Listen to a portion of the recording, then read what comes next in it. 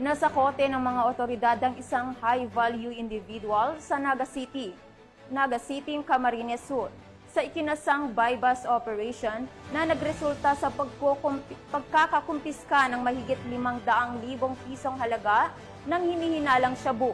Police Staff Sergeant Irene Hani Tria Abad, ibalita mo.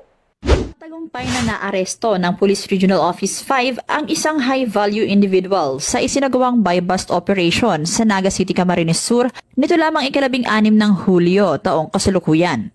Ang operasyon ay isinagawa ng pinagsamang mga operatiba mula sa City Intelligence Unit, City Police Drug Enforcement Unit at Police Station 1 ng Naga City Police Office sa pakikipag-ugnayan sa Philippine Drug Enforcement Agency Regional Office 5. Ang suspect na kilala bilang alias Kaloy ay naaresto matapos magbenta ng iligal na droga sa isang undercover operative. Nakumpiska ng mga otoridad ang 23 heat-sealed plastic sachets na naglalaman ng hinihinalang shabu na may timbang na 80 gramo na nagkakahalagang 544,000 piso. Mahaharap ang suspect sa kasong paglabag sa RA 9165 o ang Comprehensive Dangerous Drugs Act of 2002. Pinuri naman ng bagong talagang Pro-5 Director na si Police Brigadier General Nestor C. Babagay Jr. ang operasyon kung saan ito ay sumasalamin sa walang humpay na pagsisikap ng kasurug cops na sugpuin ang iligal na droga sa naturang rehiyon.